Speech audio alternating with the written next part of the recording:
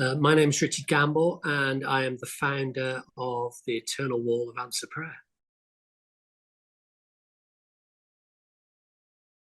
So, Eternal Wall of Answer Prayer is a project to build a national landmark in the United Kingdom. And the landmark itself is a giant infinity loop. So it is the size of a football field. And then the loop itself arches up into the skyline 50 meters. So that's about 2.5 Angel of the Norths on top of each other. And it is made up of 1 million bricks. And every single brick will represent a story of answered prayer. And so people will be able to come to the landmark. They'll point their phone up at any one of the bricks, even the ones 50 meters away, and their phone will light up and it will tell them a story of when somebody has prayed to Jesus and how he's answered. And this is our way of making hope visible in the United Kingdom and the nations beyond, to proclaim the deeds of the Lord. That's what we want to do. We want to tell this generation and the generations that follow that Jesus is still alive, he's listening, and he's answering many, many, many prayers. So 19 years ago, believe it or not, I felt God tell me to carry a cross around my county just to get people to think about Jesus. And as I was carrying this cross, I became aware of all these conversations that were happening in schools and at people's places of work. I think there's something powerful in representing the nature of Christ, almost like outside of the four walls of a church building. And so as I go around and praying and I'm saying, God, what do you want me to do next?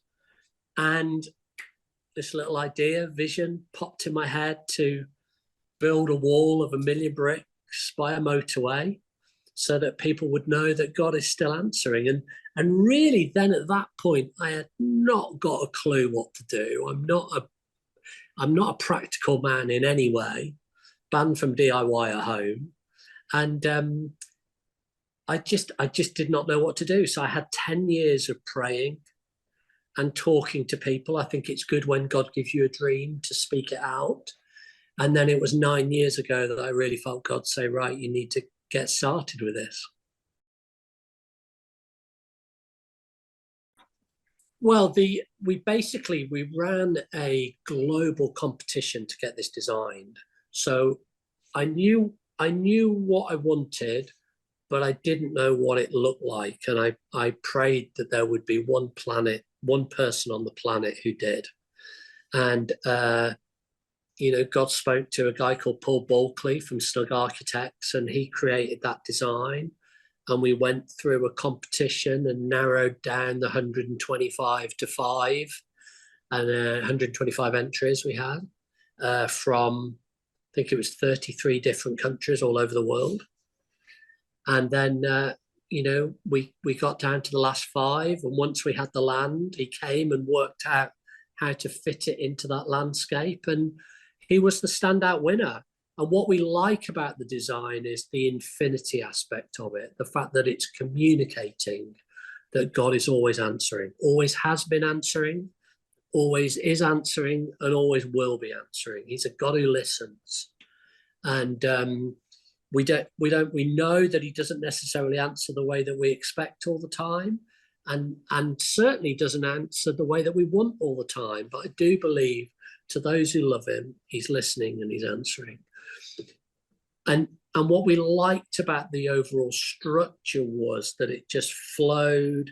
And of course, with an infinity loop, a Mobius strip, it's something without beginning or end. And a lot of people sort of said, well, don't walls divide? And we're very negative about walls right at the beginning. I did have to point out that there's a whole book in the Bible about a bloke building a wall, so it's not that bad. But of course, with an infinity loop, it's only got one side. So you can never be on the inside or the outside. Yeah, well, go big or go home. I mean, do you know what was really interesting? Right at the very beginning, somebody said, well, why don't you just build a little one on a roundabout just to test it? I was just like, that's not really how I work. And um, I just think with what we're trying to do is grab people's attention who wouldn't normally think about prayer, then you've got to do something pretty dynamic. And we're building, I believe, what will become a globally known icon. And we're not building an idol. We're not worshipping it, but it's a piece of public art to reflect a message of what Jesus is like, who he's like. And I think the enormity is actually as powerful as the smallness. And by that, I mean, when you go and visit a landmark, I don't know if you've ever been to a landmark and you get there and you go, oh, that's a bit smaller than I thought. Generally that's your reaction. What is going to blow people away is they'll see this giant landmark, but then they'll get and see these tiny bricks, and the bricks are about the size of a business card. Well, when you see the size of those bricks and you realize, you start to get your head around how big a million is. I mean, a million is a huge number. And then when you realize, wait a second, this monument is made up of a million stories. You've only got to believe one is right. You've only got to believe in one story, and it ought to rock your world. I think we are currently living under a bit of a lie. And the lie is that we live in a secular society. I don't believe that's the truth. We've done research to find that 50% of 60 to 25-year-olds are praying every month. The thing is, they don't know what they're praying to necessarily, or know what to expect. And so what we're doing is trying to create something without Christian iconography that will draw people in and give people some space in their lives to actually dedicate some time to considering whether they should have prayer as part of their life, whether they should have a relationship with Jesus. And we're creating that space on a canvas of a million stories of answered prayer. And so somebody coming up for the first time, they may have just had a diagnosis. They may have just been told by a doctor, you've got ankylosing spondylitis, it's incurable. They'll be able to type ankylosing spondylitis, hopefully they'll spell it right, into the app. And the app is then going to show them all the different bricks around the monument that relate to ankylosing spondylitis. They'll be able to find people who've been in the same situation as them, but they've called on the God who answered. I can't think of anything more powerful. And maybe they are going, hey, does God answer prayer in the military? Well, we'll have thousands of stories of how God has answered prayers in the army, in the navy, in the air force. We'll have thousands of stories from each region. So if they go, has God answered any prayer in my city? Let's say Norwich. We'll be able to direct them exactly to the part of the wall that represents Norwich. And they'll be able to see all the stories of what God's done where they live. And it should create a conversation within them of, is this for me? Should I consider this? Absolutely. I believe this is the biggest evangelistic project that's taken place in this country for a generation. 800,000 people travel past it every week. If you take the Angel of the North, because loads of people use that image in advertising and all sorts, they reckon 51,000 people see the image of the Angel of the North, which is in your passports, by the way. 51,000 people see that per minute. I mean, they're staggering numbers. So we're going to create this icon, this monument, this landmark that is going to call people to pray. and it's going to have global coverage. Tens of millions of people Google Christ the Redeemer in Rio per year. We're talking about massive numbers, and we're going to drive them to this question. Jesus answers prayer. Could he answer prayer for you? So far, the reaction from the media has been phenomenal. I mean, they love the idea of it. They love the scale of it. They love the stories behind it. So we've not had that reaction at all. I'm not naive enough to think I'm not going to get hammered. I think that's the nature of it. But if you look at the Angel of the North as an example, that's much loved now. If you look at the media they got before they put it up, they got hammered.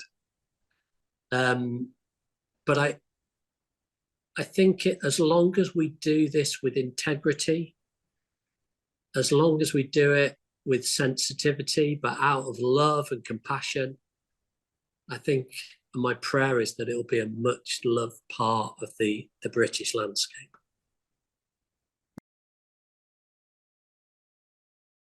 I believe that we've very much fallen into a trap of not wanting to offend. And because of that, the church has been on mute, I believe, not in all parts, but in some parts.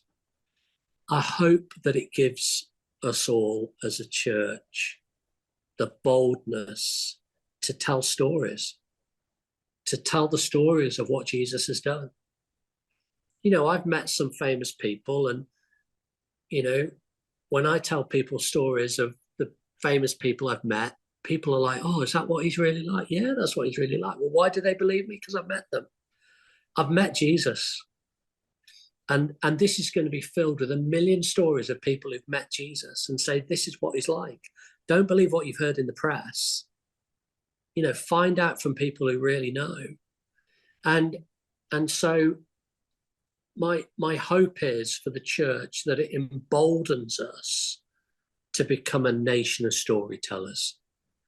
People who are willing to go, hey, let me tell you my answered prayer. Let me tell you what God has done for me. Because I don't think anyone can dispute that. They either think you're a liar, they'll think you're a fantasist, or God is answering. But given the black and white, it can't be, well, that's a nice thing for you. And that sort of black and white storytelling that really captures in a personal way what Jesus has done in our lives. If we can multiply that across the nation, I think that would have a powerful impact for the whole church. Well, that is a question I've been asking myself for the last 19 and a half years. No, we're pretty close now to finalising the date, but we are working towards April 26th. And there's sort of 9 phases in the construction process. We've funded the first 2 and we're up and away. We need to get more funding, of course. We need more answered prayers, of course. But as long as we can keep on track with those 2 elements, April 2026, everybody's going to be invited. Yes, please. So if you go to eternalwall.org.uk, you can upload up to 500 words for a story of answered prayer, or upload audio, or upload video. The more variety, the better.